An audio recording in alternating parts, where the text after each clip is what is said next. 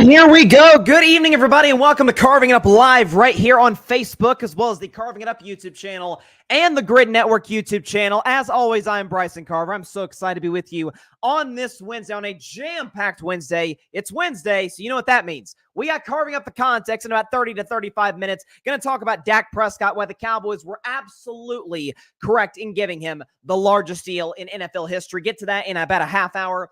15 minutes after that, Bryson's best 10, my top 10 teams in the National Football League entering week 2. We got some turnovers, some new teams. Well, a new team in the top 10. Again, not a ton of shakeup, but definitely want to stay tuned in for that. Who's my top 10 teams in the National Football League? Also going to discuss the New York Jets getting blown out by the San Francisco 49ers. Listen, we knew the Niners were a Super Bowl contender. That goes without saying. But there was a lot of narrative that the Jets were. And yes, it is one game. But that's kind of what you're going to see by and large over the next 17 weeks of the NFL season. Get to that in about 15 minutes. Also, going to discuss the Tyreek Hill situation, what we know, Tyreek, what he's discussed, what the police department in Miami have talked about. And at the end of today's show, week 2 starting. We are in football. We're right in the thick of it. Week 2 of the NFL season. We got a Danny tomorrow, AFC East matchup between the Buffalo Bills and the Miami Dolphins. I'll predict that at the end of today's show. I got to give Amazon a lot of credit because they put together a pretty solid Thursday night schedule this year. The last few years, it's been some Panthers Bears games, some Bryce Young versus Justin Fields square offs. It's been rough television. So Josh Allen to a Dolphins Bills decided the AFC last year. That'll be a fun one from South Beach. Predict that at the end of today's show. But first, there was a debate last night. You may have heard. Donald Trump, Kamala Harris, the Republican, the Democrat. First debate between these two. Donald Trump's 7th presidential debate. Kamala Harris's first presidential debate. Of course, this is her first since becoming the unofficial nominee back in July when President Biden dropped out of the race, and the official nominee a few weeks ago, or really about a month ago at this point, since the Democratic National Convention. They squared off in Philadelphia, Pennsylvania, with high expectations for what we might see.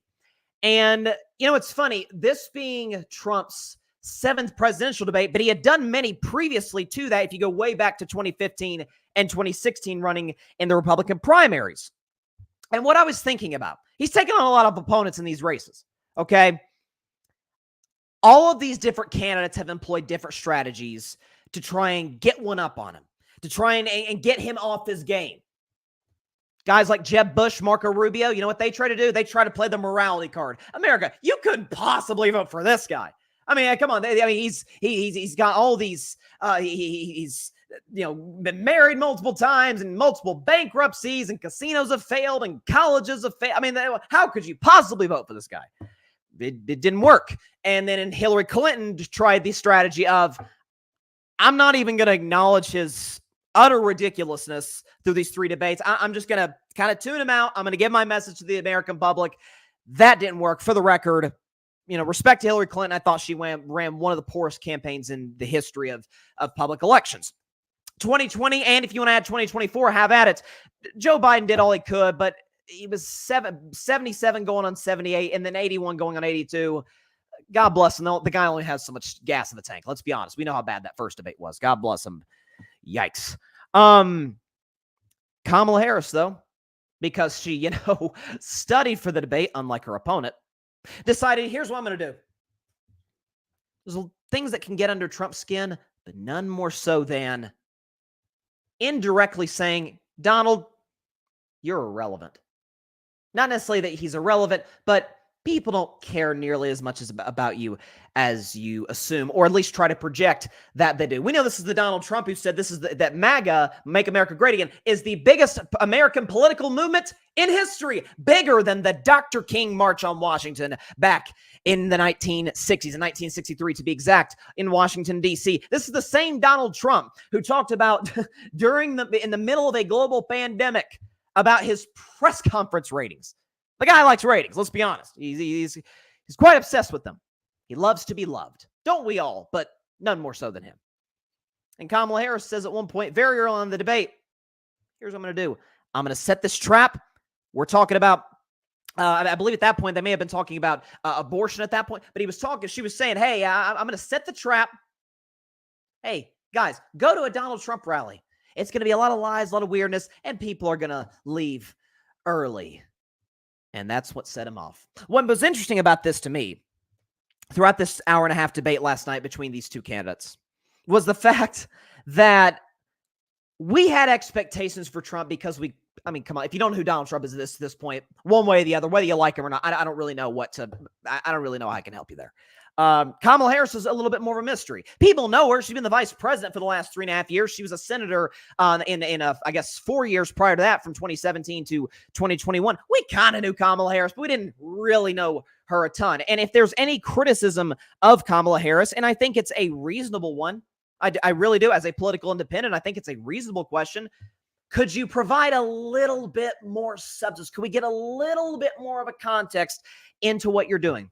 Fair enough. I think that's an absolutely fair criticism. That isn't to say she isn't doing any of it all, but I also don't necessarily think that's the worst strategy in the world. Kamala Harris is employing the strategy. I'm going to get in his head and let him beat himself, really, before I even have to do anything. He's going to sound angry, bitter, not taking accountability, delusional, and folks, let's be honest, old. Donald Trump looked really old last night, didn't he? Kind of like Joe Biden did in the last debate, where there was the line where Biden said he killed Medicare, and it's like, what the? Oh my gosh, he's declining. What is happening? Donald Trump talked about how he tried to save Obamacare. He talked about how illegal immigrants in Springfield, Ohio, they're eating your cats and dogs. It reminds me a little bit of the Bill Murray line in one of my favorite movies, Ghostbusters. Remember that line? He says, humans sacrifice, dogs and cats living together, mass hysteria. Remember that line?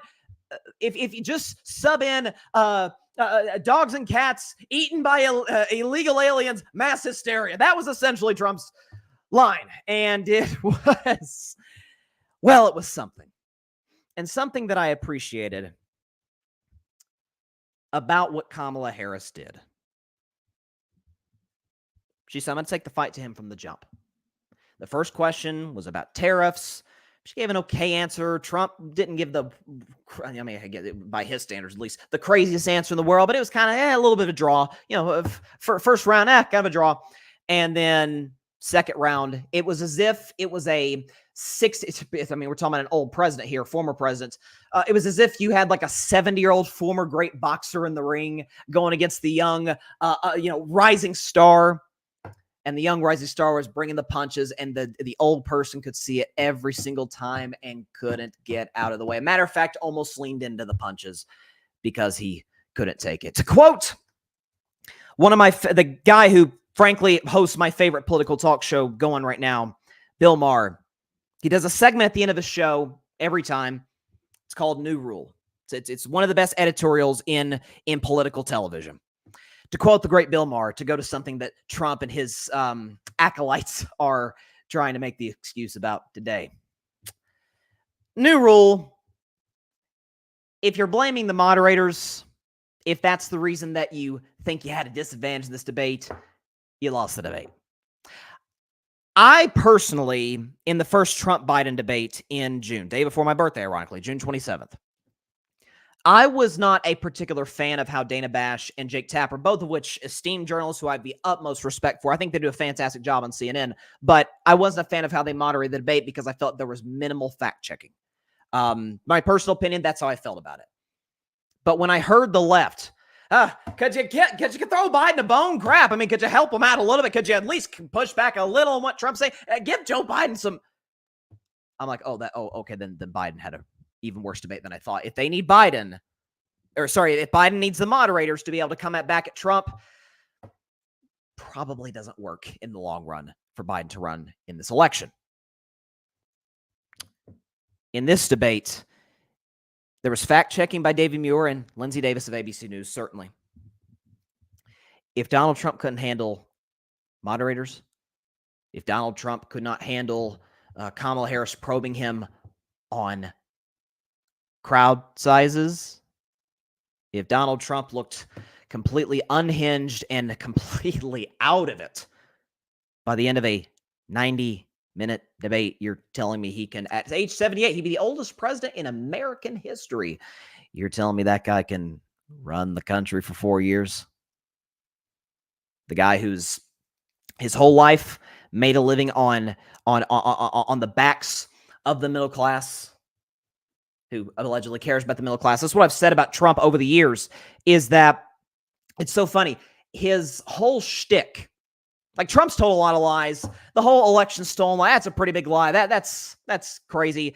The idea that this America's a failing country where we're going to hell in a handbasket if I don't win. I and only I can save us from imminent destruction as a nation.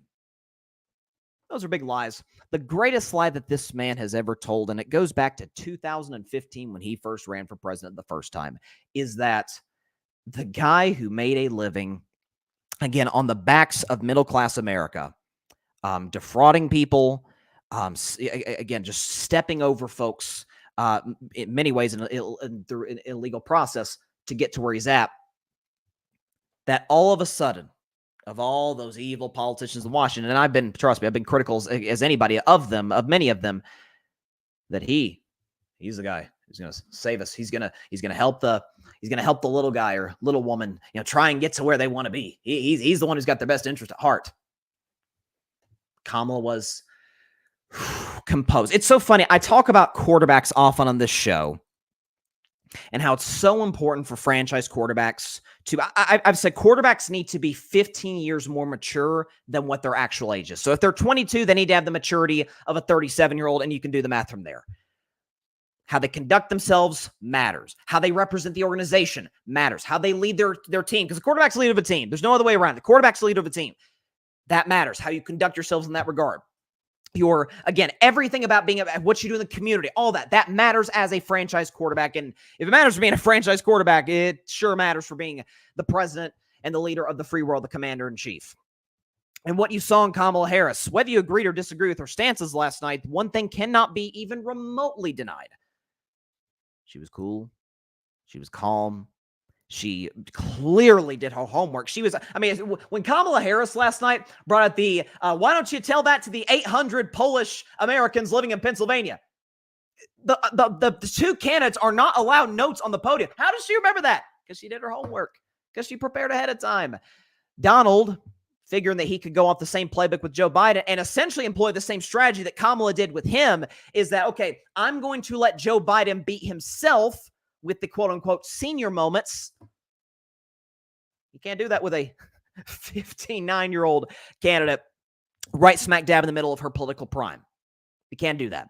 But it was remarkable to me, just the excuses that were coming from the right. It was truly hilarious. The moderators, they had it in for the Donald. It's often reminds me of when a team gets screwed out of a, quote unquote, screwed out of a win, or there's a bad call at the end of a game, and it's like, it's the ref's fault. The ref's the reason that we lost the game. And the other team played off the refs. If you're in a position, I always say this, if you're in a position in a game, doesn't matter what sport it is, where you need the refs to assist you, then that's on you.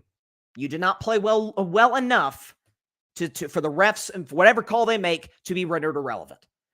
What is, to me, again, I'm just looking at my notes, the crazy stuff. I'm just looking at the list of things here, okay? So Donald Trump was talking about how they're eating the pets. Oh, here's one too.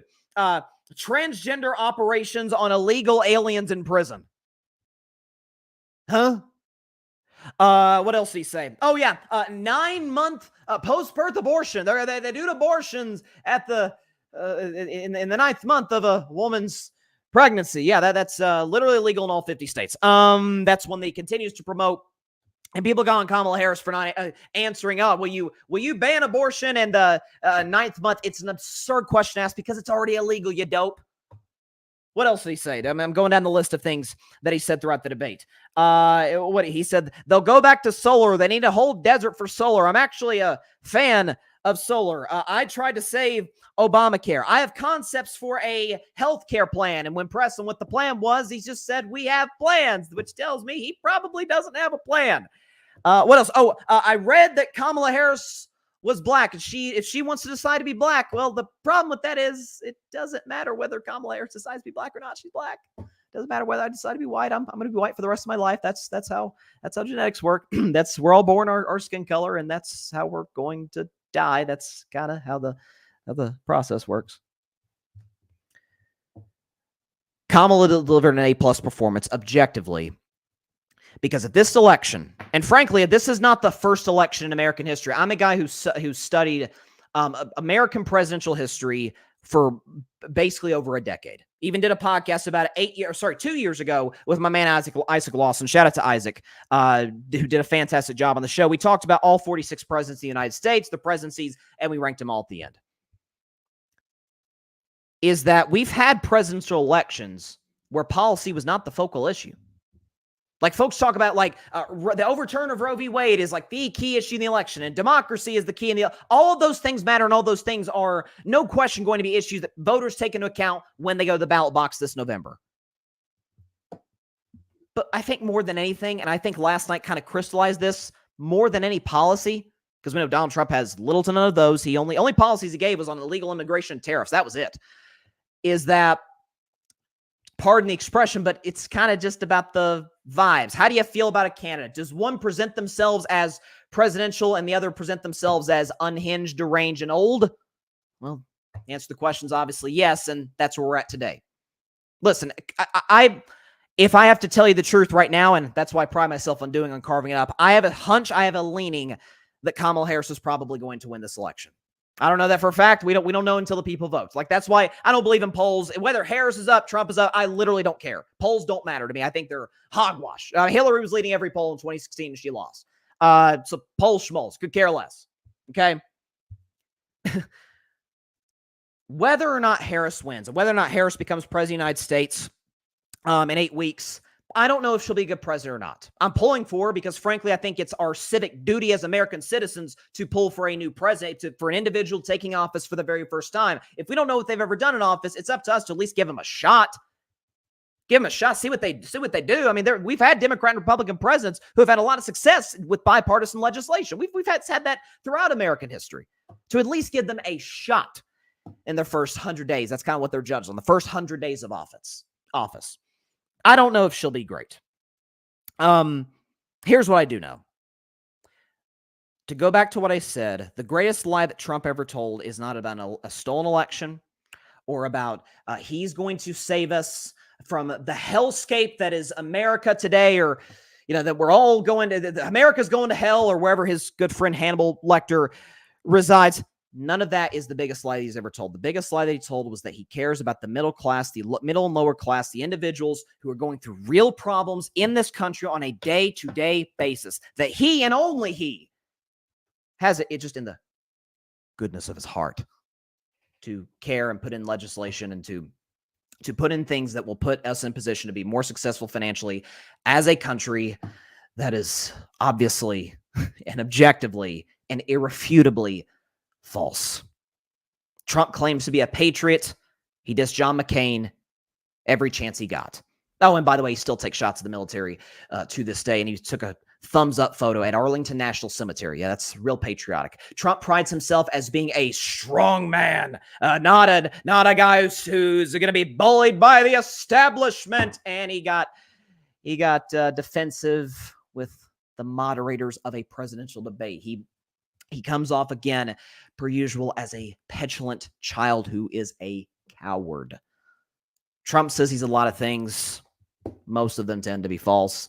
If nothing else, who presents themselves as presidential, who presents this mold that they're up for the job, they're calm. I mean, Donald Trump was talking about, was it Victor Orban?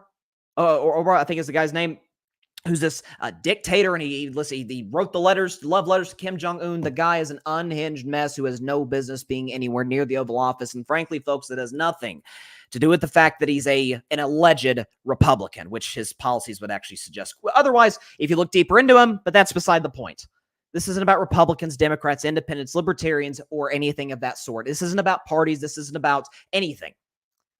This is about an individual who his entire life, his entire career, politics and business, it's always been about one individual, Donald John Trump.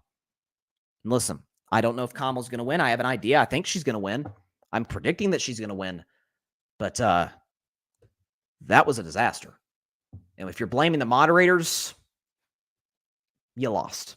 Like, be honest, you lost. Simple as that. Check the comments. What do we got up in here? By the way, shout out to Jeff. I'm gonna get to his Niners in just a second. Barry, they're eating the dogs. The American people need to thank the Black Caucus for fighting hard to keep Kamala as the lead nominee instead of being forced out by a lot of these other Dems. She cooked his ass on a gas grill. It was, and it's funny. I talked about when Biden dropped out of the race. I said, I think he's got and it, by the way, I think it speaks to a certain degree to the thin nature of the pool of potential Democratic candidates. I don't think they could have run a lot of people who could have beaten Donald Trump. Frankly, I don't think Gavin Newsom would have beaten him. I don't think an Elizabeth Warren, a Gretchen Whitmer, again, respect these people, but I don't think the talent pool of the Democratic Party, it's not as bad as the Republicans. The best they got is Trump, who that's pretty self-explanatory. Ron DeSantis, who fights Disney World as the Florida governor, and Nikki Haley, who never met a war she didn't fall in love with. But with all that aside, the talent pool of the Democratic Party wasn't great. And again, Kamala Harris was far and away, and I said this at the time, I said this on the show, had the best opportunity to beat him, and that's appears to be what we're seeing right now. There's no question about it. Let's see. Sanchez, MTZ Gaming. Donald, some old gaslighting and fear-mongering. They're eating cats and dogs, even humans, like Hannibal Lecter. Listen, he's good friends with the guy, so you ask him. He seems to be a big fan of Hannibal Lecter. But again, by the way, if nothing else, forget January 6th and everything he ever did as president and since then. If nothing else, the guy didn't care enough about an extremely consequential debate to just take a little time to prepare in advance. It wouldn't have hurt his cause. And seeing J.D. Vance after with Caitlin Collins trying to act like, there's some validity to this we're eating cats and dogs thing. Oh, okay. Jeff, who segues me perfectly in my next segment. What did I say about my man Jordan Mason? Thanks for trusting my knowledge, by the way, Bryson. I did. Listen, Jeff's a Niners fan, and he knows his team better than I know it. Just like I know my Steelers better than most. So that was a good call on your part. So let's get to that. Shifting to football. We had a game on Monday night. Jets, 49ers from Santa Clara, California. And I think it was so funny, man.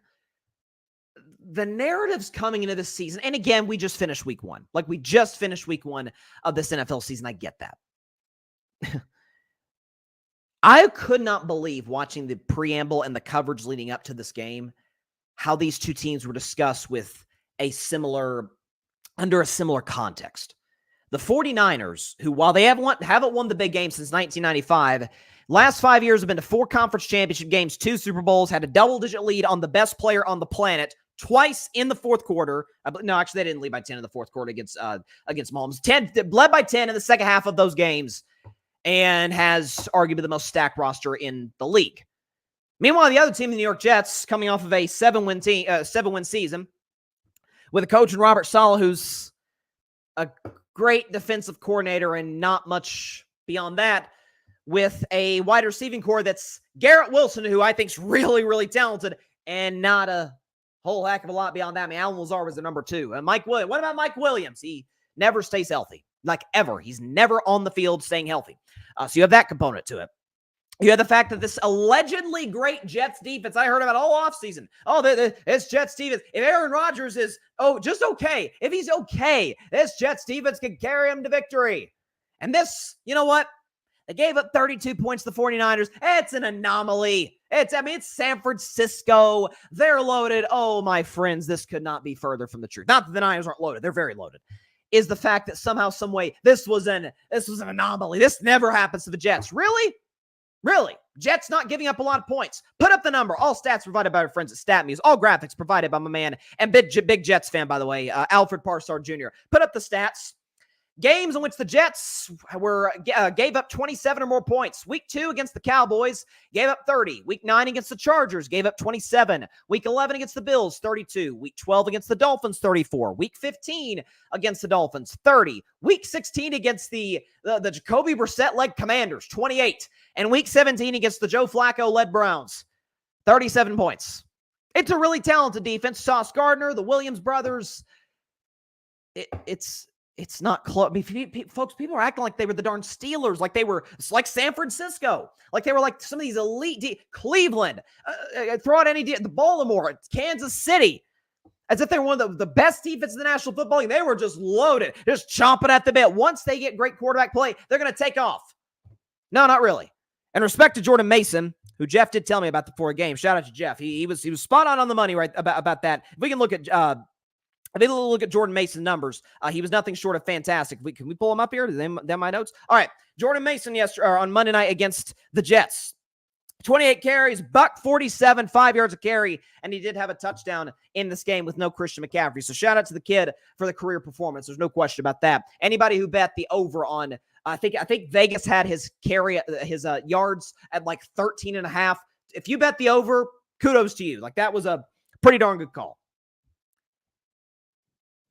And then for the Jets, it is the reason that we are all even talking about this team today. The reason that they were even in this game, a Monday Night Football standalone game in Week 1, is Aaron Rodgers, who is one of the 10 greatest quarterbacks who ever lived, who's second all-time in league MVPs with 4 to Peyton Manning's 5. He is undoubtedly the greatest or second greatest thrower of the football the game of football has ever seen.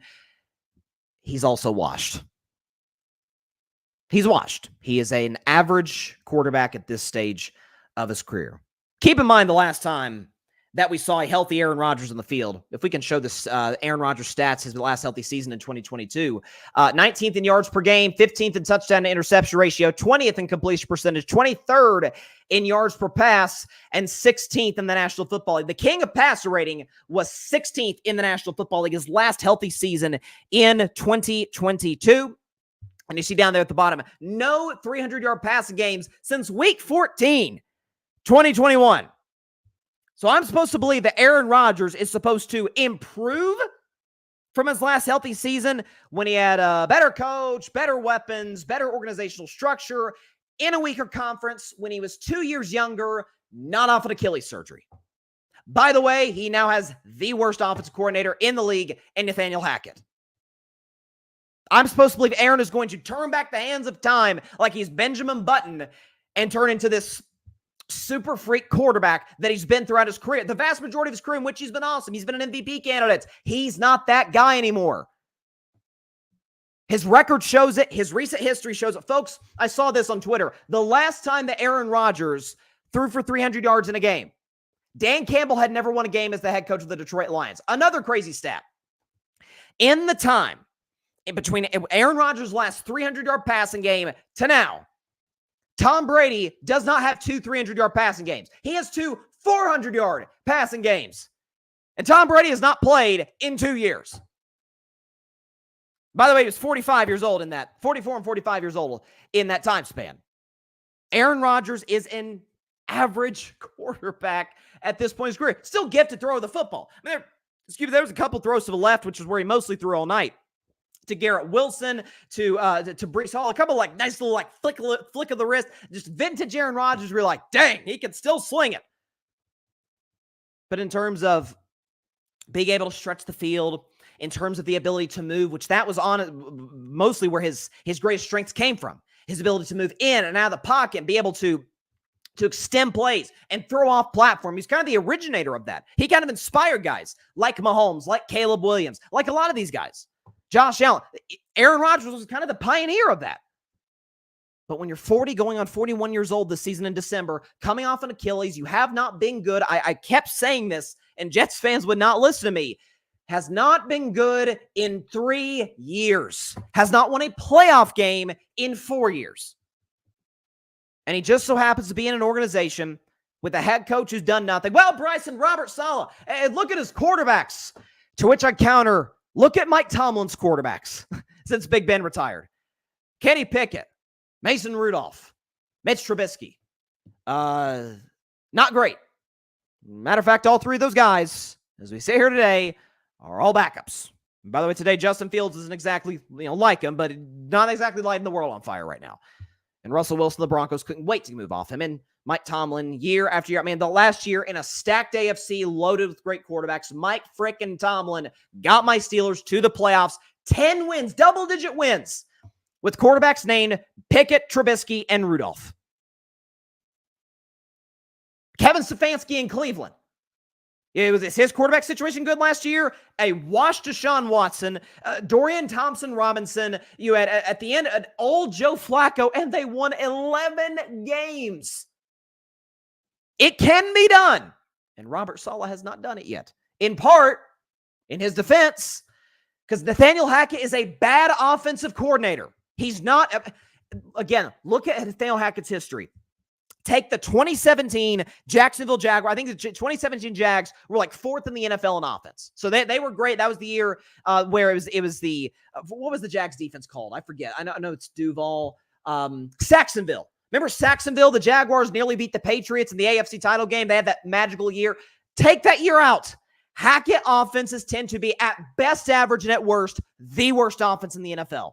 Now, that's not going to be the case with the Jets. They're not going to be the worst offense in the NFL. That will likely belong to the Carolina Panthers or the New York Giants. They have Garrett Wilson. They have Breece Hall. They have Aaron Rodgers. And that's pretty much where it ends on offense. And by the way, the whole Aaron Rodgers point doesn't hold the same weight that it did just 2 to 3 years ago. Aaron Rodgers has not won a league MVP in 4 years. I'm sorry, he's not won a playoff game in 4 years.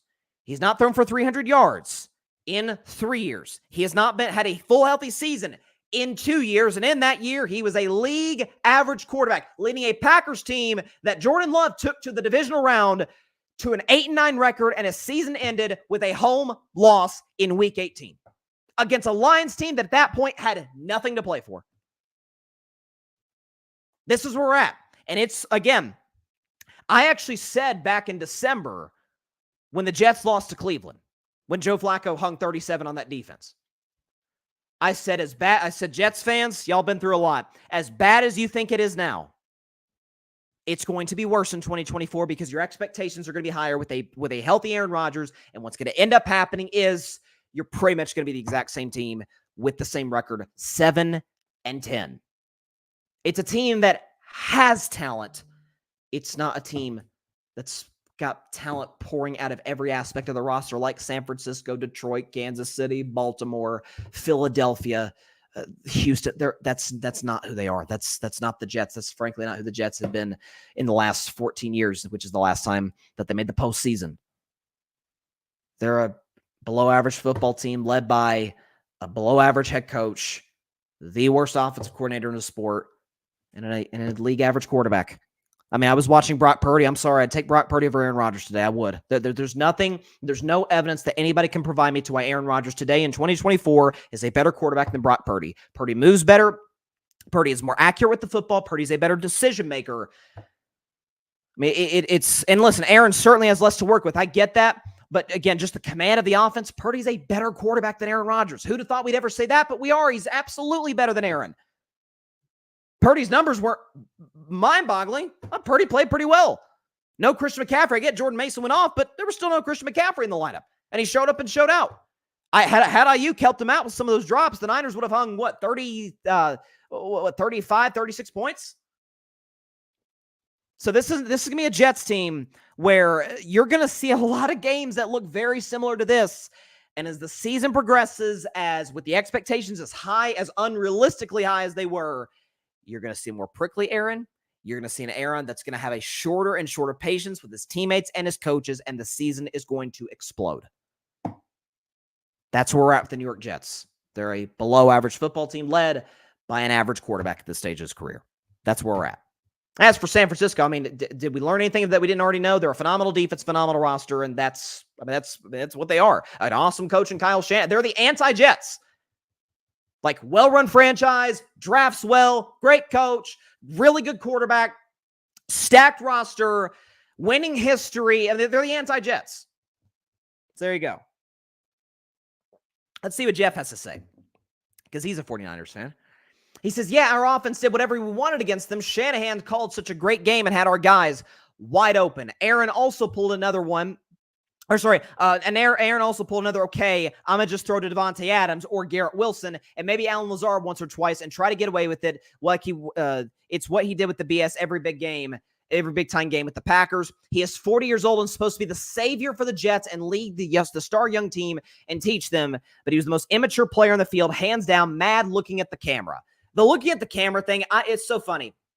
My sister's a big Packers fan, and it's so funny. I remember back in the day we used to watch games. We used to watch Packer games together, and somebody would make a mistake. Someone would drop a pass, be it an Allen Lazard in this case, and Aaron would always he'd just kind of stand there, hands on his hips, and kind of like look at the camera as if it were like a whir type of play. He just kind of looking like, it's like he has a presence to know where the camera is. He's like, you see what I'm dealing with out here, guys? This is unbelievable. I mean, that's the vibe we got from Aaron Rodgers. And that's what we're going to continue to get. This is not a good football team. It's not. This team is not as, even they're in the division, it's not as good as Miami. I mean, let's do an exercise right now. I didn't plan to do this, but let's do this. Let's do an exercise where we look at the AFC. Just the AFC, and look at the quarterbacks who are better than Aaron Rodgers today. Josh Allen, come on, he goes up saying. Tua is really limited. I've had my criticisms of Tua. What evidence do I have to say that Tua is not a better quarterback today than Aaron Rodgers? He's more accurate with the football. Which is crazy to say, more durable than Aaron Rodgers at this stage of his career. He's better late games. He has way more 300-yard games than Aaron since week 14 of 2021. I will take Tua by a whisker over Aaron Rodgers. Remember Trump lost the election by a whisker? He said he was sarcastic. That was funny. Anyways, though, Lamar Jackson better than Aaron Rodgers. That's 3. Burrow's better than Aaron. That's 4. CJ Stroud's better. Anthony Richardson's better. The throw that Anthony Richardson made to that kid, number 14 for the Colts, down the field off his back foot, guy in his legs, guy in his face, was one of the greatest throws I've ever seen in my life. That's 6. Trevor's better, 7. Herbert's better, 8. Mahomes, 9. Yeah, there you go. So Aaron Rodgers, the 10th best quarterback in his own conference. So let's go to the NFC. So there's 9 better than the AFC. Dak's better. Hurts is inconsistent as whiz, but I'll take Jalen Hurts by a hair over Aaron. That's 11. Goff's better, 12. Love's better, 13. Baker at this point is absolutely better, 14. Look at their numbers since 2022. Baker's clearly the better player. What's that, 14?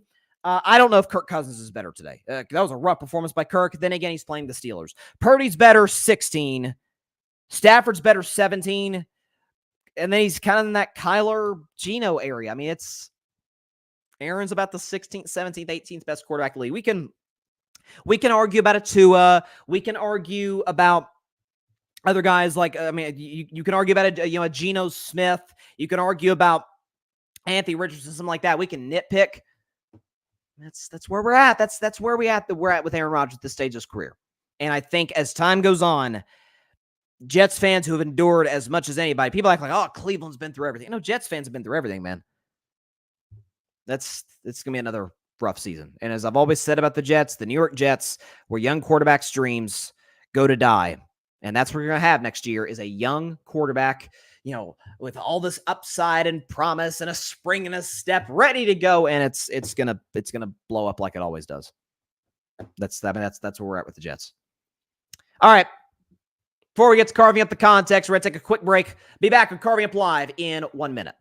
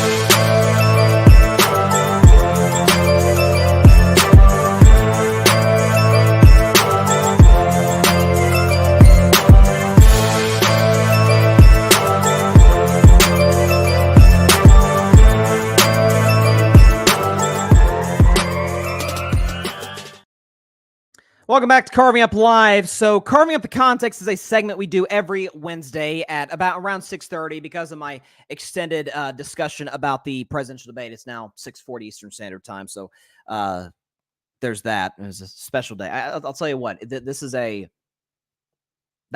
was a mess. Like, I don't know if we're giving enough. Like, the way it's being discussed to me is like that he performed poorly. I don't know if we're actually taking into account how terrible of a performance that was. I mean, that was, whew. Listen, if you're going to vote for Trump, God bless you. Like, that's your right to do as an American citizen. Just acknowledge what comes with that package. A deranged lunatic who's a convicted felon and an objectively horrible person and president. Anyways, Carving Up the Context. It's a segment we do every Wednesday. Whether there's a sport, there's a sport. Yeah, there's a sport. Whether there's a story in sports or otherwise, going to discuss it, kind of try and get down in the nitty-gritty of what's going on. So, as the head coach of the Colorado Buffaloes, primetime Deion Sanders says, give me my theme music.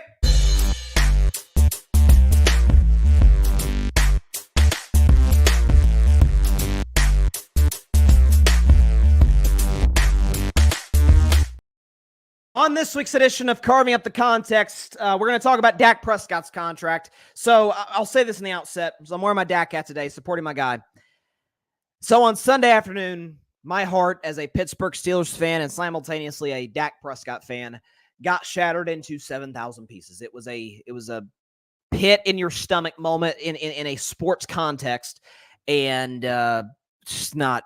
No, I was happy as was for Dak, but for myself and for my Steelers, I'm like, well, I guess that means we got to go try and find another quarterback as opposed to a sure thing in Dak Prescott. I'll get to that in just a moment. But Dak signed a 4-year contract worth $240 million, 231 of it guaranteed. So Dak got the bag, got the biggest contract in the history of the National Football League, and he absolutely deserved every single solitary penny of what the Dallas Cowboys paid him and what he earned. I'll explain exactly why. So first of all, the one of the narratives, not just with Dak, it mostly happens in discussions about Dak, but it also happens with other quarterbacks. With what happened with Tua's contract, what happened Trevor Lawrence's contract, all these guys that got paid, is that, oh my, you just paid Dak $60 million. You just gave the biggest contract in the history of the NFL. What are you? When in reality, in about 2 to 3-ish years, his contract isn't going to look all that crazy. It's funny, by the end of Dak's, or at least by the time he got to the negotiation for Dak's next contract, the previous one that he signed, when everybody freaked out, you just gave Dak $40 million a year. Oh my goodness. Is that by the end of Dak's contract, he was tied for the 10th highest paid quarterback in the NFL, which is about where most people have him, is like that 8th to 10th best guy in the league. So it was pretty reasonable. The market always corrects itself. CJ Stroud's going to get paid. If you have 3 of these quarterbacks, which I think 3 of the quarterbacks in this draft are going to hit, if 2 of them pan out, they're going to get the bag.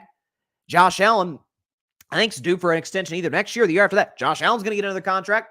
I mean, you're going to have quarterbacks down the pipeline continue to get these big deals, and Dak will go down to about where he was last time at being the 7th to 10th highest paid QB in the National Football League. So there's that. So when people freak out, oh my goodness, the market always corrects itself because the salary cap just keeps going up every year because the NFL is so darn popular and brings in so much revenue.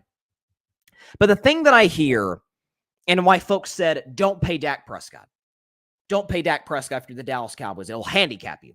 First and foremost, and I've litigated this time and time again, so I don't feel a need to necessarily do it again, is that Dallas, since the retirement of Troy Aikman, has lucked into their next 2 franchise quarterbacks, and it's undeniable. Tony Romo was undrafted. If they thought he was good, they would have drafted him. And the Cowboys' upper brass management, they did not develop Tony Romo. Bill Parcells and Sean Payton developed Tony Romo, and those are 2 Hall of Famers. So go figure. Okay, and then with Dak Prescott, the Cowboys in the first round in 2016 tried to trade for Paxton Lynch, failed to trade for Paxton Lynch, who was out of the league in 3 to 4 years. They then tried to draft Connor Cook in the 4th round of that draft before the Raiders scooped him up out of Michigan State in the 4th round. So then they settled for Dak Prescott, and that, of course, ended up working out quite well for them. So Dallas, when it comes to picking quarterbacks,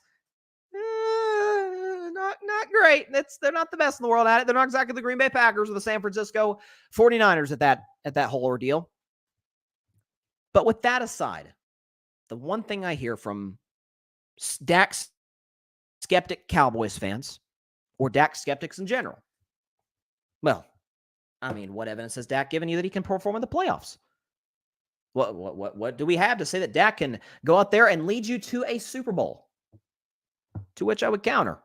First of all, we've seen it before with him with great playoff games in which he's lost because his defense didn't show up for him. See 2016 against the Packers. See 2018 against the Los Angeles Rams. I digress.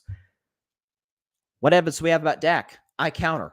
What evidence do we have about other quarterbacks who are paid Dak similar money? Let's look at the 10 highest paid quarterbacks in the National Football League. Let's look at the highest paid quarterbacks in the league. There you go. So from 1 to 10, Dak, Burrow, Love, Trevor, Tua, Goff, Herbert, Lamar, Hurts, Kyler. Those are the 10 highest paid quarterbacks in the NFL. It's crazy that Mahomes is not in that group, but that just goes to show you, listen, he's like, hey, I'm the best QB in the world. I'll take a pay cut because my franchise shows me that they can build championship contenders around me. So you see all those high-paid quarterbacks, some of these studs of the National Football League at the quarterback position. Can we see what they've done in the postseason? Oh, it's aside from a couple, not that great. Dak Prescott's 2-5 in the playoffs. Joe Burrow's 5-2. He's awesome. Jordan Love 1-1. Trevor 1-1. Tua 0-1. Goff 5-4. Herbert 0-1. Lamar 2-4. Hurts 2-3. Kyler 0-1. Those quarterbacks have a playoff record combined of 18-23. What evidence do many... Now, Burrow's gotten to the Super Bowl. We've seen Burrow do it. We've seen Goff get to the Super Bowl within a good structure of an offense. But what have we seen from those other guys? Lamar Jackson and the Baltimore Ravens in their playoff losses. This is a real stat. Their lowest point total of the season for the Baltimore Ravens when they make the playoffs with Lamar Jackson comes in their playoff loss. Their lowest point total of the season comes in Lamar Jackson's playoff losses. But he's a two-time MVP. He's an unbelievable playmaker with the ball in his hands. You obviously pay Lamar Jackson. Trevor Lawrence had a horrible playoff first half, followed by all-time great playoff second half in their win against the Chargers. More on that in just a moment, and their quarterback. And then the second game against Kansas City, no harm, no foul. You lost to the Chiefs. Most people do that. Everybody other than Brady and Burrow lose to the Kansas City Chiefs at Arrowhead Stadium. Trevor, injury. Now a lot of this had to do with his injuries, in my view, but that aside, Trevor hasn't really gotten terribly close to the Super Bowl at all. What evidence do we have that the Jaguars can get to a Super Bowl? Well, we may not have a ton of it. Here's what we do know. The Jags are an irrelevant franchise without Trevor Lawrence. The Jags are a dumpster fire without that guy at quarterback. You pay him every penny that you can possibly pay him. Justin Herbert, who I love. I'm as big of a Justin Herbert fan as there is, so much so that with the pairing of him and Jim Harbaugh, I think that the Chargers are going to go to the AFC Championship game. That was my bold prediction for this season. Justin Herbert's made the playoffs one time. And in that game, he was the quarterback of a team that blew a 27-0 lead against the Jacksonville Jaguars, a young Jaguars team.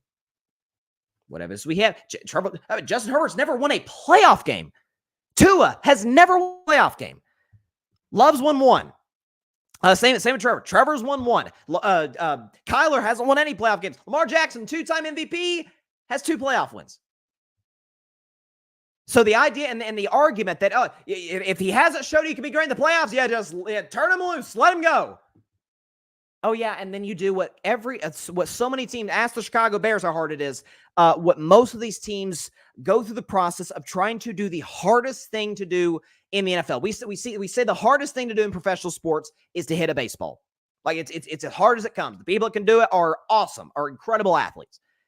The hardest thing to do as an executive in any professional sport is to find a franchise quarterback. It is brutal.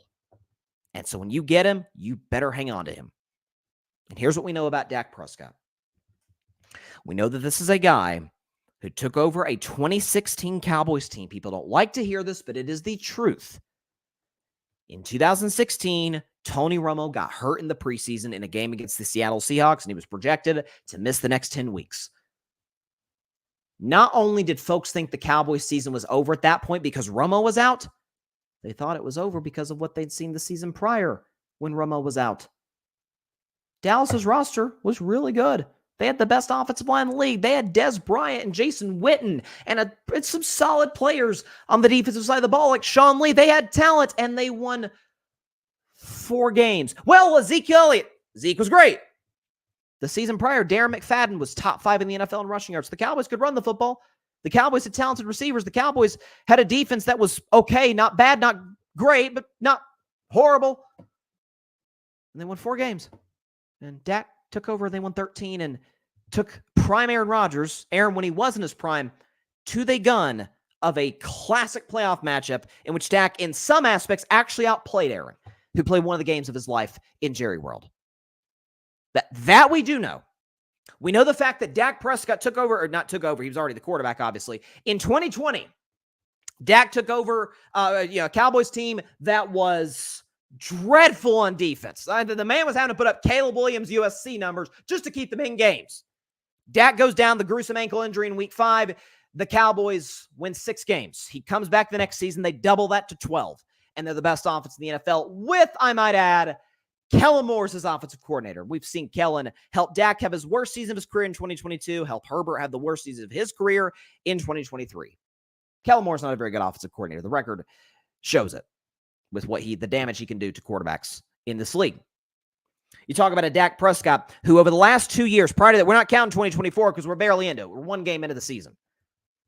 But in 2022 and 2023, he had, undoubtedly, without question, an average skill position group. Wide receiving core in 2022 had CeeDee Lamb, and then Michael Gallup, and Noah Brown. An old Zeke, not an old Zeke, a beat-up Zeke. And a Cowboys offensive line that was battered with injuries. He leads them to 12 wins and retires the greatest quarterback ever, Tom Brady, in his own house in a playoff game. But I thought Dak never, ever, ever shows up in playoff games.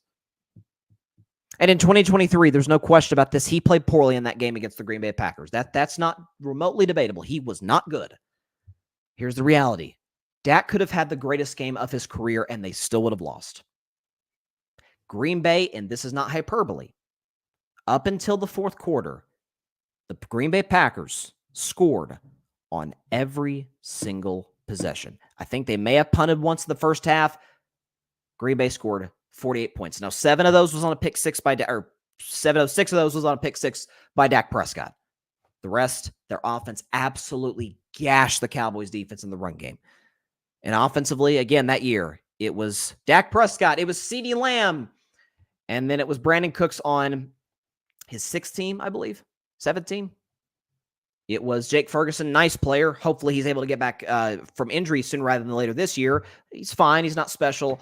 And then it was some Jalen Tolberts, some Cavante Turpin, an older Michael Gallup, a deteriorating offensive line. And that's about what it is this year with the Dallas Cowboys. With a coach in Mike McCarthy, who I actually like more than most. I think McCarthy's not a bad NFL head coach. I've got him above average. But he's not exactly Andy Reid. He's not Kyle Shanahan, Sean McVay, Mike Tomlin, D'Amico Ryans. He's not any of those guys. He's not Jim Harbaugh, John Harbaugh. If you look at most of the best quarterbacks, we have questions about Sean McDermott in Buffalo, and we have questions about Zach Taylor in Cincinnati. After that, you look at the best quarterbacks in the NFL. A lot of them have great coaches, or at least well above average coaches. Andy Reid, Kyle Shanahan, Dan Campbell, D'Amico Ryans, Mike Tomlin. The idea that the Dallas Cowboys, with a Jerry Jones who is now into his 80s, who has not seen a Super Bowl trophy, in large part by his own doing, since 1996. The idea that somehow, some way, the Cowboys were just going to go straight to their next quarterback after Dak leaves. We're just going to find our next quarterback just like that. No, you weren't. You were going to turn into the Washington franchise with Dan Snyder prior to him selling the team. That's what you were going to be. An egomaniacal owner who has to meddle, who has to have control over every single decision that is made in regards to football, along with business, which Jerry's great at, by the way. And he was going to run the franchise in the ground from a football on-field production standpoint. Jerry recognized that. I think the Trey Lance game in which he threw 5 interceptions against the Chargers was kind of the nail in the coffin. Okay, we probably need to get Dak done.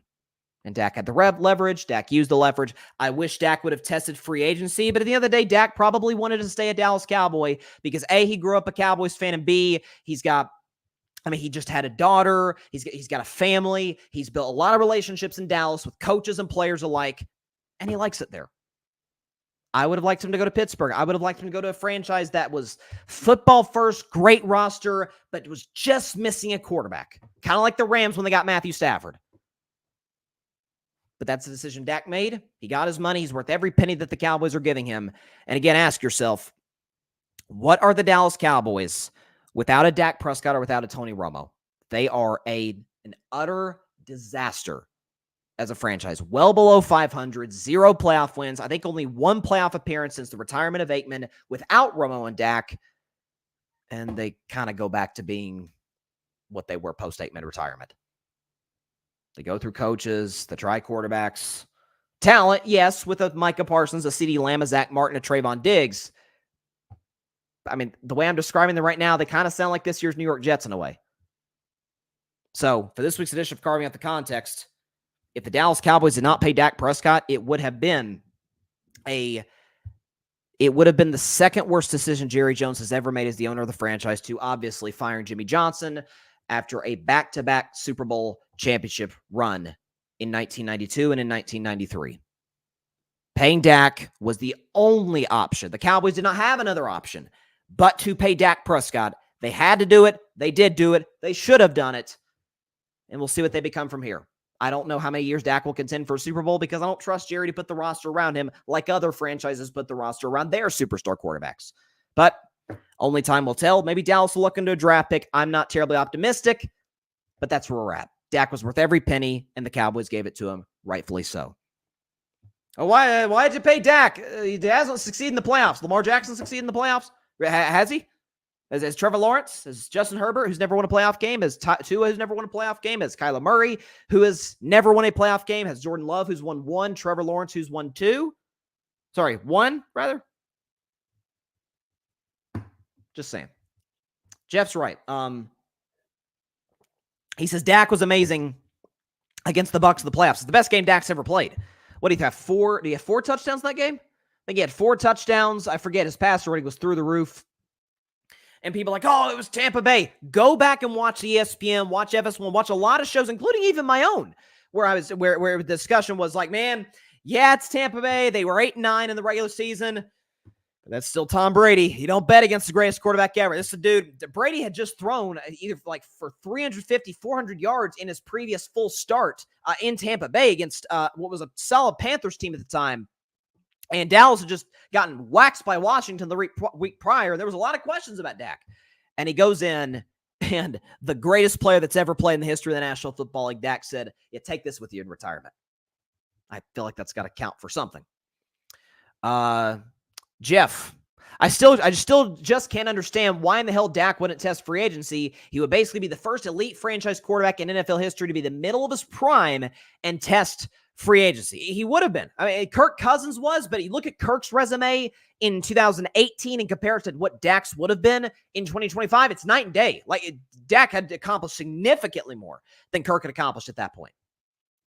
And Jeff is right. The Cowboys have done barely anything the last 2 years to help him out. And for those that retort that, I asked 2 questions. Number 1, aside from CeeDee Lamb, who is phenomenal, who else they got? Who else they got that you're like, oh, that is a player right there. That's a dude who can help the Dallas Cowboys accomplish big things. If they lose him, man, they are in rough shape. The answer's offensively, by the way. The answer is obviously nobody. Zeke is more of like a short yardage back at this point, more of a red zone back, at the goal line back. Rico Dowdle's fine. Dalvin Cook will probably be okay. O-line has 2 rookies starting for them. We'll see what they become. We'll see. But that's where we're at with the Dallas Cowboys. Shifting now, we do Carving Up the Context every Wednesday. We also do Bryson's Best 10 every Wednesday, and we had a great week 1.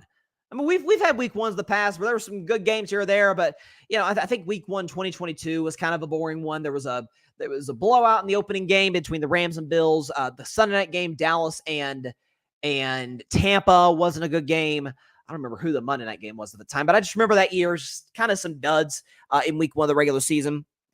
Excuse me. And I think we got something special this week. We got Kansas City, Baltimore, which was literally decided by an inch.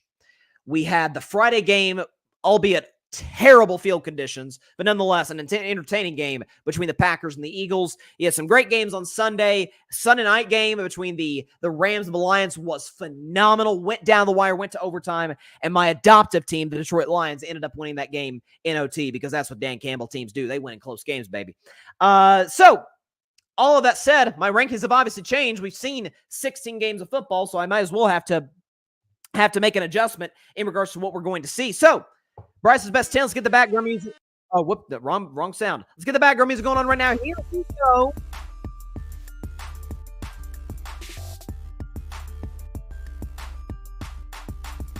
Starting at number 10, the 10th best team in the National Football League is the Cincinnati Bengals. The Bengals are the 10th best team in the National Football League, and here is why. So, a brutal loss at home for Cincinnati to the New England Patriots, in which Joe Burrow did not play well, turned the football over. In terms of the running game, it appears they may have missed Joe Mixon more than I thought they might have, especially when you look at what Joe Mixon did with the Texans. More on them later. But it's offensively for Cincinnati. This is kind of what we see from the Bengals to start every season between week 1 and week 2. Joe Burrow has a record. He's like 1-8 or something in his career between week 1 and week 2.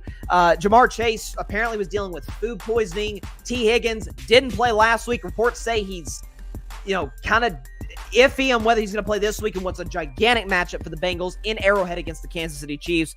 I guess the upside, if there is any, is that despite the fact they gave up well over 100 rushing yards to the New England Patriots, is the fact that it was 16 points. It's New England. It's not a special roster by any means, but the only reason Cincinnati stayed in my top 10 despite losing, as an 8.5 point favorite at home is because I have to, at this point, bake into my mind, this is kind of what they do to start the season with Joe Burrow. They get off the slow starts for whatever reason. I don't know if Burrow's wrist is still bothering him. Usually he comes in the season injured. I don't know if Burrow's wrist is still bothering him. We'll see. But this is still a really talented Bengals roster. Excellent skill position group. Defensively, I get that they have some questions, but Lou Anarumo is one of the best defensive coordinators in the sport. And Cincinnati has a history of when Burrow's healthy, they minimum get to the AFC Championship game. So the Bengals are the 10th best team in the National Football League. At number 9, making their season debut on Bryce's best 10, it is the Dallas Cowboys. The Cowboys are the 9th best team in the National Football League, and here is why. So Dallas, a dominant 33-17 win over the Cleveland Browns, in which Dak Prescott, as I talked about on Monday's show, and this clip is on YouTube if you want to check it out. Dak did all of his damage, or virtually all of his damage, in the first quarter and change, in which the game was within one score. He was dealing at that point when the score was within one score in Cleveland. Dak Prescott, passer rating, I believe, of 113, a touchdown, completed almost 70% of his passes, was spot on the money, throwing sidearm. Dak was slinging it to CeeDee Lamb and to others. Listen, I still have major questions about this receiving core in Dallas outside of CeeDee Lamb. If, God forbid, knock on wood, CeeDee Lamb were to go down, they are in rough shape with the weapons that they have around Dak. Defensively is where I was impressed. Now, you do have to factor in that's Deshaun Watson, who's not good at football, and Cleveland, who, as a result, is kind of limited. They deal with some offensive line injuries. We get that. But Micah Parsons was a man amongst boys, as was DeMarcus Lawrence, as was Kendricks, the linebacker. Defensively, Trayvon Diggs was outstanding. Their secondary was great. This is going to have to be a year for Dallas where Dak and CeeDee Lamb keeps the Cowboys' offense afloat, and the defense is going to have to do some serious damage in order for them to do anything close to what they've been attempting to do since 1995, which is, of course, forget winning a Super Bowl, just getting to an NFC Championship game. The Cowboys are the 9th best team in the National Football League. Staying in their state, the state of Texas, at number 8, it is the Houston Texans. The Texans are the 8th best team in the National Football League, and here is why. So Houston with a very impressive, albeit 2-point divisional win in Indianapolis against the Colts, a team that with Gardner Minshew nearly knocked them out of the playoffs a year ago. Thing was with Houston, so Stroud was great. There was a third down late in the game that the Texans were able to pick up that may have saved them from losing because their defense had struggled all afternoon against Anthony Richardson, against the Colts run game. The fact that Will Anderson and this Texans team, Danielle Hunter, as talented as they are, bit of a rough outing. They gave up some big plays down the field in the run game to the Indianapolis Colts. Houston has another game coming up this week against the Chicago Bears. Sunday night game. Could be very interesting to watch that. The thing with the Houston Texans is they're a stacked roster in terms of their young players on both sides of the ball. We know who D'Amico Ryans is. At this point, I think we're fairly confident in who C.J. Stroud is. The addition of Joe Mixon. Joe Mixon, how about his performance in Indianapolis? How about 159 rush yards on 30 carries and a touchdown? They've got Damian Pierce. They've got a stacked run game. If this team just continues to kind of build off the momentum of last year, if the youth and inexperience doesn't end up hurting them, this is very much a Super Bowl contender in the AFC. But that's my only concern for Houston is the youth and inexperience. The Texans are the 8th best team in the National Football League. At number 7, the first team, or rather the second team on this list that lost a game in week 1, it is the Baltimore Ravens. The Ravens are the 7th best team in the National Football League, and here is why. So Baltimore, ironically, was actually at 8 last week. They went up to 7. So there were things in that game against Kansas City that concern me a little bit for the Ravens. Derrick Henry, after the first quarter, didn't look to have a whole heck of a lot of burst. Lamar Jackson obviously missed the throw to Zay Flowers and missed some deep ball throws in that game against Kansas City.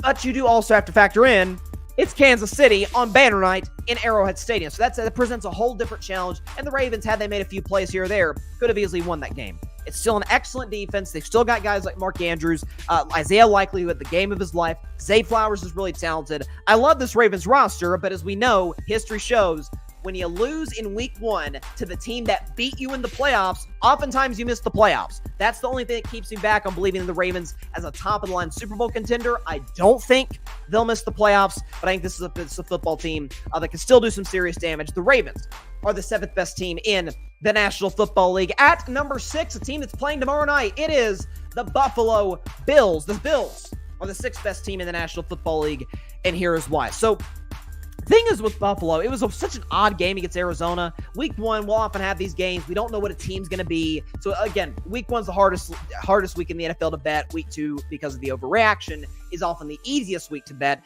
The thing is with Buffalo, I didn't see anything from them that, aside from a shaky defensive performance, I didn't see anything for the Bills that shocked me.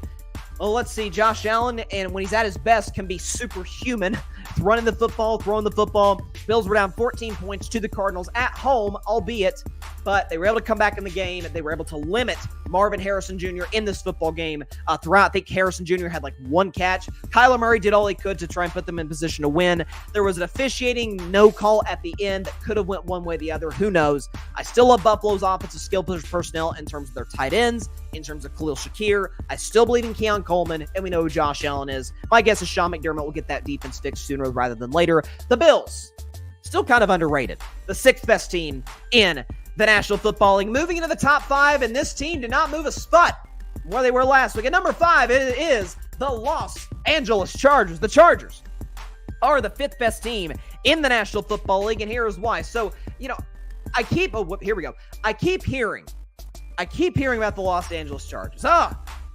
22 points. The passing game was just not anything necessarily to write home about with what we saw from them, their 22-10 win over the Las Vegas Raiders. Here's how I would counter that. Do we think Jim Harbaugh is a good coach?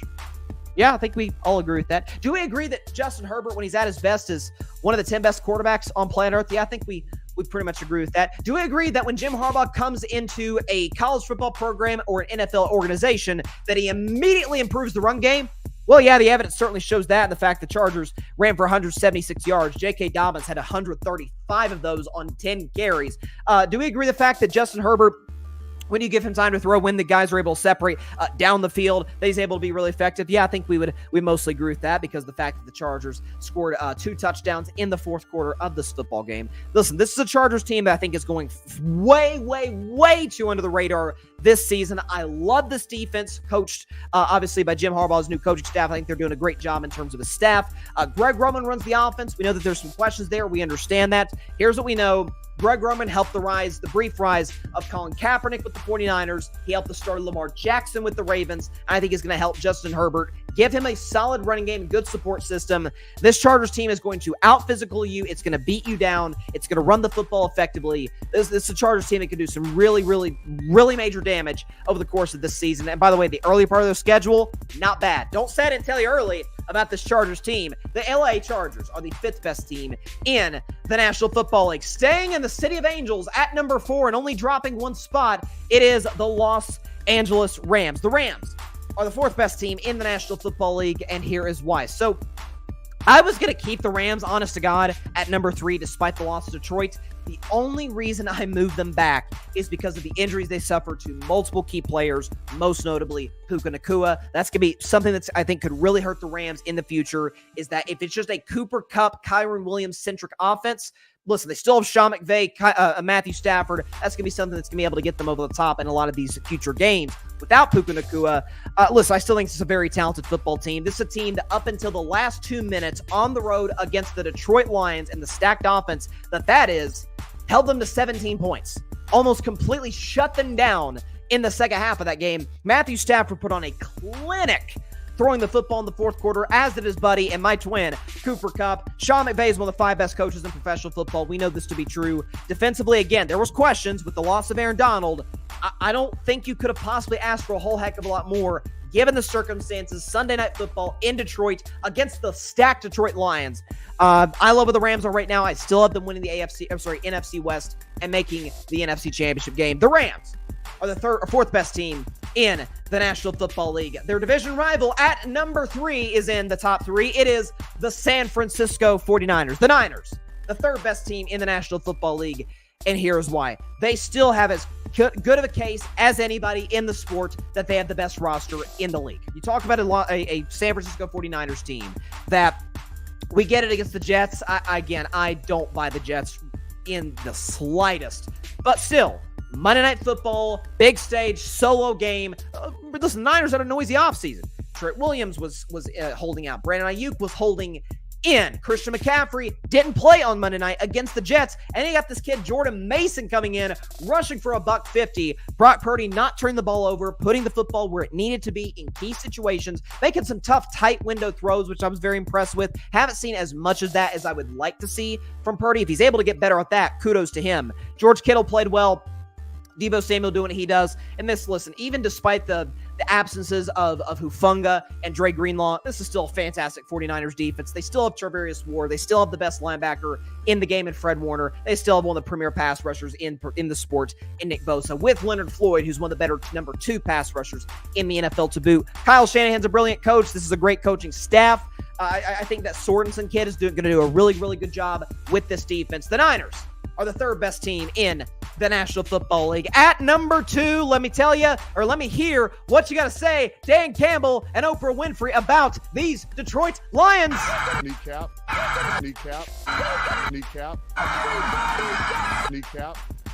That's right. At number 2, it is the Detroit Lions. The Lions are the 2nd best team in the National Football League, and here is why. So listen, I picked this team to go to the Super Bowl out of the NFC. I don't see what there is not to like. This is a team that rushes the football as well as anybody in the league. This is a team that, with David Montgomery and Jahmyr Gibbs, has the best 1-2 duo in the backfield in football. They have the best offensive line in football. Jared Goff is a top 10 or fringe top 10 guy in the league. When he has a clean pocket, he's a no doubt top 10 guy in the league. Jamison Williams, who I told y'all, this kid's going to have a big year now that he's healthy, now that he's not suspended, caught a long touchdown this game against the Rams. Amon-Ra St. Brown, along with Mike Evans, the most underrated receiver in the NFL. Sam Laporta, best young tight end in the NFL. And this defense, yes, they had some struggling moments in the second half against Matthew Stafford and Cooper Kupp. Who doesn't? When those two are rolling, They added Terry Arnold. They got the kid Carlton Davis to kind of bolster that secondary. Aiden Hutchinson may have made the play of the game just to get the ball back in the hands of that Detroit offense to tie that football game. Dan Campbell, we know the coach he is. Ben Johnson's the best OC in professional football. I love what this Detroit Lions team has done throughout the years in the draft. Obviously, adding Jared Goff to the Stafford trade to kind of build this thing, from the ground up. Listen, this Lions team that's arguably, along with San Francisco, has the most stacked offense in professional football. The Texans have an argument for that as well. And then defensively, what was their Achilles heel a year ago has now become a strength, along with an offense that will beat you up and beat you down. This Lions team is going to play you for 60 minutes plus. Doesn't matter what the score is. Doesn't matter what the situation is. They're going to beat you up. They are going to wear you down and see who lasts the longest at the end. And newsflash, more times than not, it is going to be the second best team in the National Football League, the Detroit Lions. And it's anticlimactic. But at number one, let's not spend too much time on this. It is obviously the Kansas City Chiefs. The Chiefs are the best team in the National Football League. And here's why. So again, best quarterback in the world. One of the best tight ends still in the league, and arguably one of the greatest tight ends ever in Travis Kelce. A defense with Chris Jones and some good young pieces like Trent McDuffie, who again had a great year last year. I think is going to flourish in that number one corner role. Listen, this is a Chiefs team that without Hollywood Brown, I think it's Aminihu, I believe is his name. The other guy was missing some key weapons for the squad. Noah Gray steps up. Xavier Worthy made two of the biggest plays in the game on the reverse, on the deep ball, in the busted coverage against Baltimore. This team is elite situationally. This team does not lose often at home in the Patrick Mahomes era. And again, the Chiefs' offense, this is wild to say, but was the Achilles, I shouldn't say the Achilles heel, but took a back seat, or at least sat in the passenger seat, to their defense a year ago. And their defense, while it may not be quite what it was a year ago with the loss of L'Jarius Sneed, is still dang good. And this offense is starting to resemble that against a great Ravens defense, by the way, scored 27 on Baltimore. Is starting to resemble that old 2022, and dare I say, pre-2022, with Xavier Worthy playing a Tyreek Hill, a poor man's Tyreek Hill light version in this Kansas City Chiefs offense, to where teams have to respect the deep ball, which is going to open it up for the run game, which is going to open up more for Kelce and Noah Gray. Listen, this is a team that's going to make some serious noise. The Kansas City Chiefs are the best team in the National Football League. I don't know what there isn't to like about Kansas City. Listen, the back-to-back champions.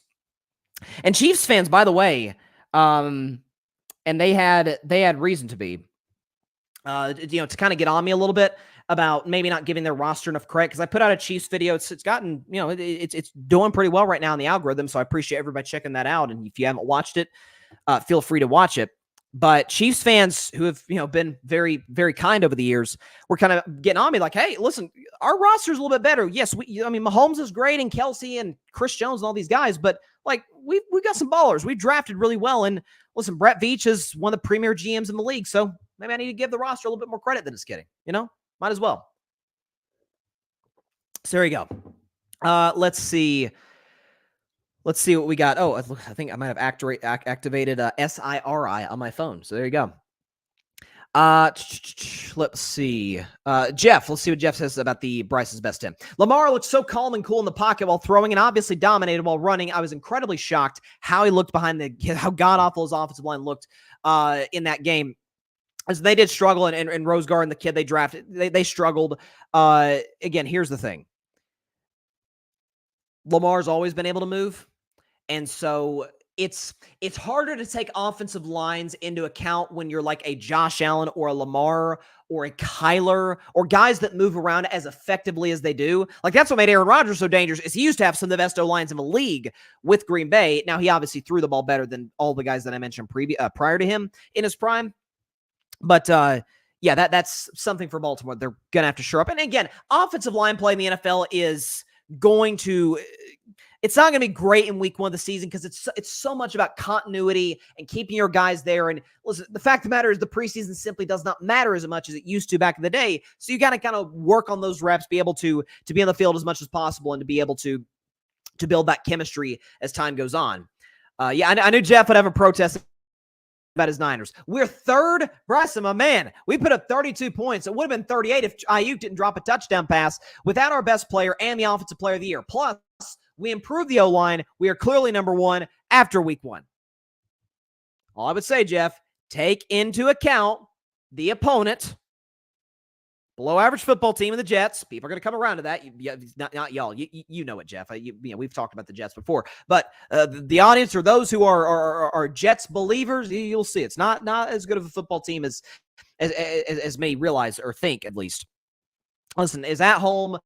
The loss of, and that, by the way, doing it without McCaffrey, combined with the fact the Rams lost Puka Nacua, I had to take that into account. So, listen, I need to see a situation. It's a new season. Looks like my monitor's freezing a little bit. No, I think we're good. Listen, Detroit and Jeff says, the Lions over us, you can't be serious. Can we put that up there? We have the comment? I'm trying to put that up. There we go. The Lions over us, you can't be serious. They didn't look good in the first. They didn't look good in the first half. I don't know. They ran the ball effectively and absolutely shut down the Rams offense. In the first, I think they just gave up a field goal in the first half to Los Angeles. So I'd say they look pretty good given the opponent. See, every show we deal with this, the Wi-Fi deals with some issues. I'm looking at my monitor right now. The connection doesn't look to be the greatest. So we'll try and get that ironed out for our next segment. We wanted to touch on, just for a second, Tyreek Hill before I get to Thursday Night Football predictions. Is it coming back? So I want to make sure, because I want the quality, the audio and the video quality to be fine. This always happens at least once a show. I don't know why. Okay, it looks like we're starting to come back here. Okay. Whew. So we have a story that I know for a fact none of us saw coming, and it started to develop on Sunday afternoon prior to the Miami Dolphins and Jacksonville Jaguars game in Miami at Hard Rock Stadium. Tyreek Hill was arrested and then let go by the, I believe is the Miami-Dade Police Department, Dade County Police Department. And listen, we've seen body cam footage. We saw footage from prior to when Tyreek Hill was pulled over. Here's sort of I think it's relatively simple just because of how much information we have regarding to what was on the scene, is that, and I want everybody to stay with me throughout all of this because it's all going to make sense. And I think I think clearly right on this in terms of what happened, is that Tyreek Hill was going too fast. I think he was going 20 miles an hour over the speed limit. Like that's not great. He was pulled over, and video shows didn't comply the grace with the cops. And at one point, he rolls his window up, wouldn't roll it back down. And so Tyreek Hill, and he admitted, by the way, Tyreek Hill said he should have handled the situation with the cops better than he did. And like that's a factor. Everything that happens after that is absolutely inexcusable. Tyreek, and I actually, the body cam footage came out during Carving It Up Live on Monday, and there was like a 5-minute stretch where I was just watching the video and like trying to do the show, but watching the video because I was just so shocked at what I was seeing, is that Tyreek was dragged out of his car, put on his stomach, handcuffed, and there was a point where he was standing up like seconds later on the sidewalk, and then he was brought back down to the ground, and then his teammates were trying to see what was going on. Calais Campbell was on the scene, and the cops were very disrespectful to those guys who didn't do anything wrong whatsoever. They were just checking to see what was up with their teammate, what the situation was. And so, and this goes to, and it's such a delicate issue because when you're talking about the situation between police and a black man getting pulled over, or a black woman in some instances, it is, you understand why there is a lack of trust. And I've talked about this on my show before, in black folks with law enforcement. Given what we've seen in the past, need I need to go over the countless examples, including, of course, one most notable with George Floyd 4 years ago. And certainly that doesn't come anywhere close to what happened in this situation. But that's kind of like the moment we all think about when we talk about these type of events, is that I think this should, as always, anytime something like this happens, should always open up an honest conversation about where we're at in this country. And by the way, I don't want to make it sound like it's the racism the worst. I heard one individual, I think it was on a Bill Maher show. I forget what the guy's name was, but he said that racism, and he was black, but he said racism is as bad now as it was in the 1960s. I'm white. I realize that, but it is not as bad now as it was in the 1960s. That said, it very much still exists. Whenever you've got, Barack Obama, I remember I read in his book, he talked about how in the past when he's gone in an elevator with a white, if it be like a white woman, clutch the purse, like, feel unsafe. It's like, no, it's just a black guy. He's not threatening. He's not gonna do anything to hurt anybody. And you hear the conversations. LeBron's talked about this. He's talked about how him and his wife Savannah have had extensive conversations with when they were younger, obviously, with Bronny James, with Bryce, two young black boys in America who eventually, when they got their driver's license, and it's them on their own on the road, it's a different dynamic when you're dealing with the cops and this isn't remotely debatable, as a black man or black woman than a white man or a white woman. It just is. And, you know, we talk about, I mean, there's obviously like the talk when you get to a certain age as a kid, but there's also another talk between black parents to their kids about how to handle police, right? You know, put your hands in a certain position on the wheel, comply with the officers. Yes, sir. No, sir. Be respectful and just put yourself in a situation where you can get out of that, because we know, and history shows, video evidence shows, if one thing goes a little off, if you say something maybe disrespectful to the officer, it could literally cost you your life. It could literally cost you your life. Now, Tyreek Hill said, I think he was on CNN the other night during Monday Night Football, and he said, had it not been Tyreek Hill, I would have ended up dead. Listen, we don't know that. We don't. But history shows it's not an outrageous claim to make. And so, listen, it's undeniable Tyreek should have handled the situation better with the cops. There's no question about it. He should comply better. He shouldn't have been as short with the police as he was, and he certainly should not have rolled up his window when the police were asking him to roll it down. That said, to take a man out of his car, throw him on the ground as if he is a threat to everybody around, and handcuff him, and then later on throw him back down to the ground, almost tackle him in a way to the ground again, that can't happen. It just can't. And that's, again, it's like I said on Monday's show that, you know, the majority, I do believe this, the majority of cops are good. I think they're good at their job, doing what they do. And I think in the last 4 years, the policing situation has steadily improved, but you still are getting these situations from time to time. There was the woman recently who was shot in the face in her own home. Like, that can't happen. It can't happen. And listen, it just shows that we have a ways to go in terms of training, in terms of, I think more than anything, not even just the training, but just relations between the black community and police officers. There's just a distrust there that's been earned because of how many black individuals have lost their lives at the hands of law enforcement. So what I hope this situation does, and we could talk about accountability for the officers, we can talk about Tyreek and his handling the situation. What I hope this does more than anything is opens up an honest discussion about police brutality with black folks. So that's where I'm at with this situation. That's kind of my takeaway. All right, before we get out of here, speaking of Tyreek Hill, his Dolphins have a game tomorrow night. They're playing the Buffalo Bills in South Beach in Miami. 2-1-0. Background music going right now. Let's go and predict this game.